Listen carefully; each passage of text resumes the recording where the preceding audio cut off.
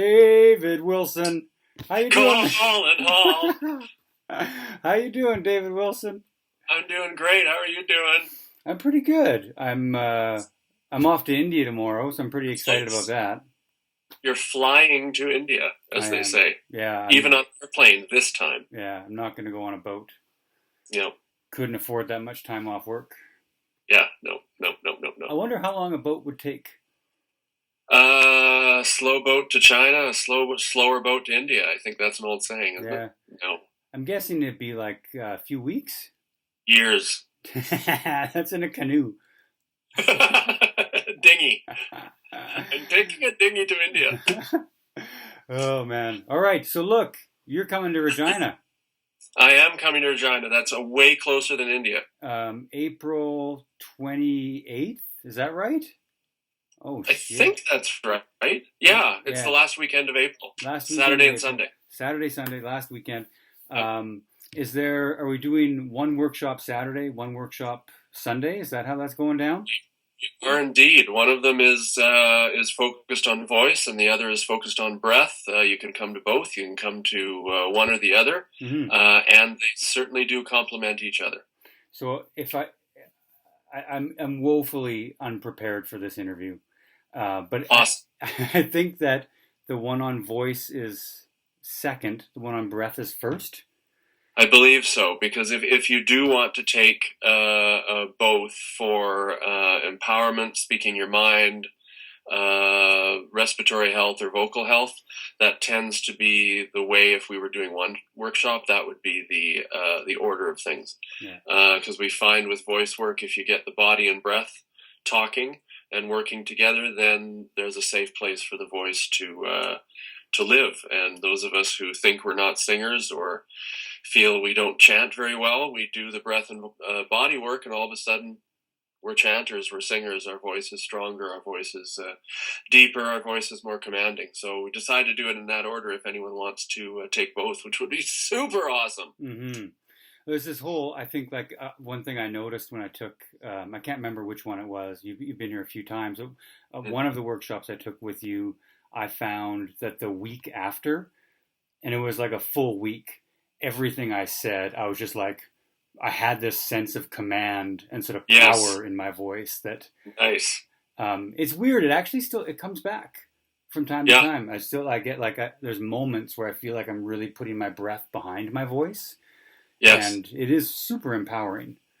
Absolutely, it is all about empowerment. We're talking breath and voice, but the way this work is set up, it's about it's core work, it's feeling safer in the world work, it's confidence work, it's empowerment, it's power. Hmm. Yeah, It's just absolutely, and really, it's fun. yeah, it is super fun. Like I laughed a lot, but there's this Less really interesting relationship between power and surrender, right? well, in the immortal words of the Ancient One in Doctor Strange, a movie you may have seen over the last few months, uh, surrender. Am I going to get this wrong now? Power comes through surrender. Mm, And these movies that are talking about this stuff, they're getting it from the ancient texts. yeah. To feel completely safe, to exhale all the way down the end of your exhale, much Hmm. farther than we think is the bottom of our exhale, is gives us a feeling of safety. It's our birthright, and the more safe we feel, the more powerful the inhale feels. So it's kind of Yeah. like, how would the world be if all of us felt powerful and confident on every inhale and completely safe on every exhalation? It'd be a different place. Yeah. So that Sarah and I were talking the other day about exhalations, Hmm. and that idea of sort of feeling safe and surrender and just like letting go. And something I was thinking about was sort of traditional yoga breathing techniques, Hmm. mostly sort of coming from that sort of Krishnamacharya, Patabi Joy's, Iyengar lineage, really relying on an exhalation through the nose. Yes. I was trying to think of actually mouth exhalations in traditional pranayama, and there's that Shitali one where you make your tongue curl up. Yeah. There's not much else, is there? No. No. So it made me think, like, why? What is going on with that? Well, to me, what I've seen anyway, and what I feel is that inhaling through the nose tends to be always better. Because the tube is smaller, and inhaling through the nose asks for more diaphragm support with the breathing, which is core, which is where the empowerment comes from. So that's a given across the board. The reason we have two holes there is if we need a quick breath, fight or flight, or if we're singing or we're acting, then we can do that through the mouth because of less musculature is involved, aka not as much diaphragm, more lungs. What I find is the healing aspect of exhaling through the mouth is stress release, as opposed to, I think, what all the old texts are going for, which is more of a heat buildup. Right.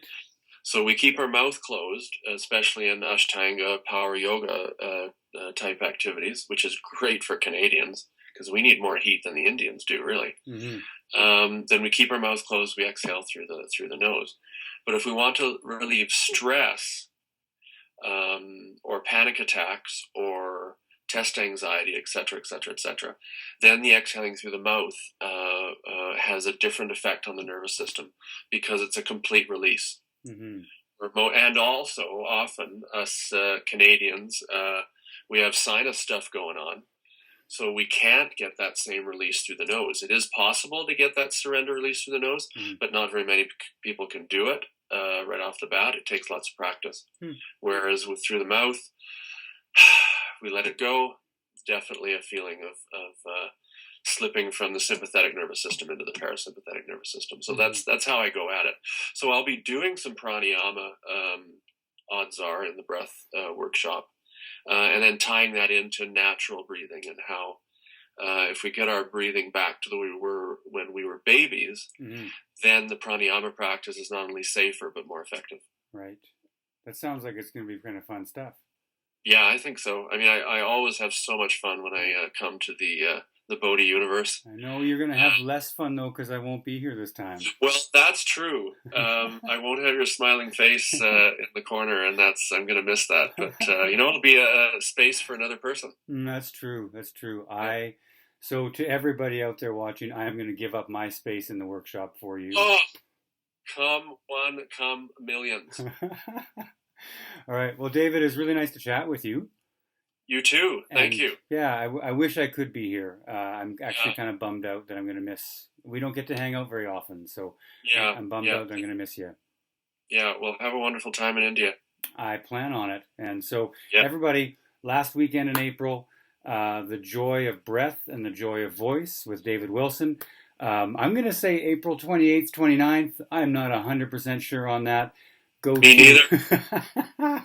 Check out. That's what the electronic website interweb thing is for. Absolutely, that's what I use it for.